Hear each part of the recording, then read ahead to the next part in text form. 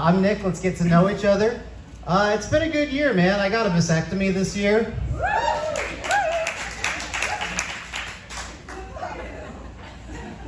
Part of me doesn't really know how to feel when you guys react that way. Because we've known each other for less than a minute, and you guys are already applauding the fact that I can't have kids. I'm just kidding, man. No, I'm happy about it, man. It's awesome. I got a fiance too. She doesn't want to have kids. We drew straws to see who gets the procedure. You know, turned out my straw was a little easier to draw, so snip, snip, baby. And like, you can't just order the vasectomy. Like, I walked in there with all the confidence in the world, like, 1 vasectomy, please, no need for the menu. And they said, no. I was like, what? They're like, you gotta prove you want it before we'll give it to you. And I'm just like, what's the vasectomy test gonna be? Like, am I just gonna walk into the back office? A doctor's gonna pull the office baby, like, from the cabinet and just hand it to me and see if my eyes well up with parental tears? Like, you're talking to the wrong guy, man. Snip, snip, let's get this out of here. And dude, I'm sitting there and I'm sweating, just waiting for it to happen. The doctor walks in, he looks at me and goes, vasectomy? I go, vasectomy. He gives me finger guns and walks out backwards. Which it turns out, the only test to get a vasectomy is you have to be able to pronounce the word vasectomy. And my thing is that if you can't pronounce the word vasectomy, you should really get a vasectomy. I actually run a vasectomy prep course where I will waive the fees for select groups. Like, if you wear those toe shoes anywhere outside of a water park, like, free vasectomy prep. If you are under the age of 65 and you still wear socks and sandals, don't stand up. I know some of you guys are here. Free vasectomy prep. If you're another 5'7" comedian like me with a comb over, like, I mean, you're looking good, man, but I might have to punch you in the nuts myself. Let's not make more of us out here. And like, here's the thing about it is that like after you get it, you don't have like carte blanche to just start dropping clips. That was a gross way to say that. But you know what? Like, it's still potent, man. Like, you still got some clips in the clips out there. And like, I have a corporate job, so I had to get it tested. But like, I had to like ask for time off to get it tested. And they're like, hey Nick, why do you need to leave 7 minutes and 37 seconds early on Friday? I'm just like, you know, I got some personal business I gotta handle.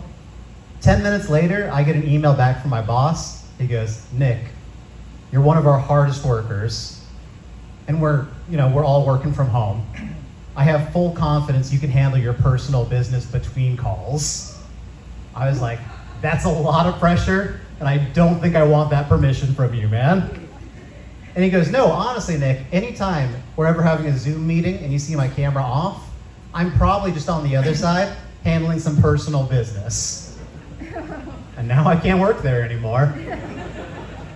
Oh man, I am getting married really soon, like soon. Like, I'm getting married in January.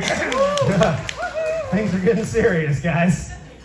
I bought her ring at Costco, which is not my favorite fact about myself, but it is my favorite fact about Costco. Like, I walked in there for a $1.50 hot dog, and I walked out with a future. I took her to Applebee's for her birthday, which, I mean, and hey, you can groan at that, but I mean, we're paying for a wedding. That 2 for $20 is really coming in clutch right now. Applebee's, like, it's not as classy an establishment as this, but it does have some of my favorite drink specials. Like, I was sitting at the bar, and across from me, there was a woman drinking a glass of white wine with candy sharks floating in it. I look at the bartender, I go, hey man, what's that called? He goes, it's called a shark, Danae.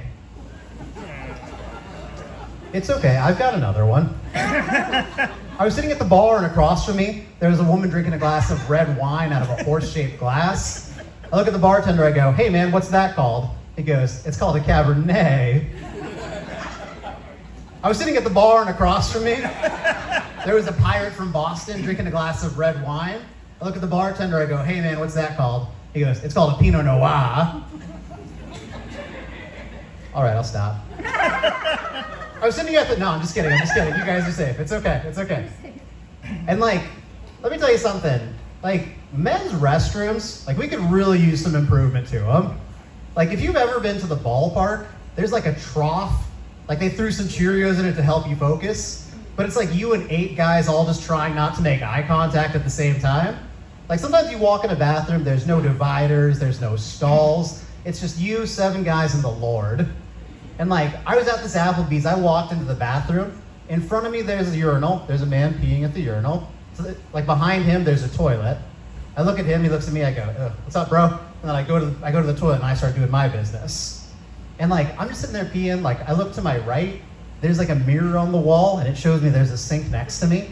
And I'm like, dude, if this guy finishes peeing first, like, he's gonna see everything. And I'm just like, who designed this bathroom? Like, it's 2022. We could really use some like design maintenance. This is that, you know what? I'm not in a 2-person bathroom right now. This guy forgot to lock the door. I walked in, I looked him in the eyes and said, what's up, bro? And then I started peeing like I was the alpha in the jungle. And what's this poor guy thinking? He's having an intimate moment by himself. Some psychopath walks in and just starts peeing. He's just like, all right, this guy's gonna kill me. He's gonna murder me. One of us is gonna finish peeing first. And like, I'm polite. Like, what do I can't just like, I'm sorry, my bad, man. Like, the most polite thing I could possibly do is finish peeing first. And so like, both of us are just flexing our abs, like, giving ourselves reverse hemorrhoids, trying to be the first one done. And like, I hear him hit the finish line first, I'm like, oh no. And he starts walking over to the sink, and I start doing the like, the office chair swivel, until I'm like face to face with this mirror. And like, I don't know if you guys know how mirrors work, but when you're looking at a mirror, and it's looking at another mirror, you're now basically nose to nose with the person in this mirror. Like, I'm looking at his beautiful green eyes, he's looking at my mediocre brown eyes, and I'm just like, I'm sorry. I'm breathing, my breath is fogging the mirror, I write, I'm sorry in the fog. And like a gentleman, he just steps out, like he doesn't say anything to me. And like, I thought that's as awkward as it was gonna get. I'm kind of giggling to myself, like walking back like to my seat. I get back to my fiance, she's just like, what happened? I'm like, I think I just ruined a man's life. And I thought that's as bad as it was gonna be, until the bartender from the previous 4 jokes came back, and I recognize a very beautiful, similar green set of eyes now looking at me. I just go, you're really supposed to lock the door, man. Man, I get car sick. Anybody here get car sick? Some people here get car sick. Hey, like I feel for all of you guys. Because like, it's not just cars, it's any vehicle at all. Like, I was on a plane, and you know what a plane is? A plane is just a supercar. Like, now we're in the sky, we're going faster. And like, you know, when you start to feel that vomit coming on, it's like being a werewolf. Like, something is about to happen to me that's gonna be bad, but it's really gonna affect all of you guys a whole lot more. And like, I can feel it start to happen. Like, I can feel the sweat, my mouth's starting to water. I'm looking around, I'm like, do they still have barf bags on planes? And like, I do see the barf bag, and like, I pick it up, and you know what a barf bag is? It's a bag. Like, in my experience, there's 2 types of bag. There's Ziploc and sandwich. And like, this is clearly a sandwich bag. And now like, I'm just worried that I'm gonna throw up into this bag. My vomit's gonna go through this bag. And now I'm just holding a bag while covered in vomit. And then what happens for the rest of the flight? Like, am I just barf boy for the rest of the plane ride?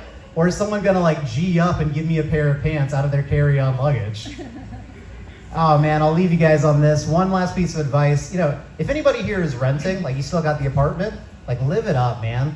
Like, you can break things and your landlord will fix them for you.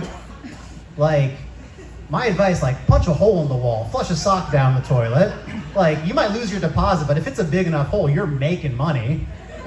Like, I got a mortgage, I had to hire my own plumber, and like, I caught him watching a video on how to fix the leak while he was fixing the leak. And the dude got mouthy with me too. I was like, do you got this, man? He goes, hey man, everybody does this. Doctors do this. And that made me mad, like not at him, but like for him. Because that means at some point he was getting a vasectomy, and he looked down and the doctor's just balancing an iPhone on him. And he's just like, hey man, you got this? And the doctor's like, hey man, don't worry about it. I'm just handling some personal business. But hey, I'm Nick Matthews. Thanks for coming out tonight. Give it up for your host.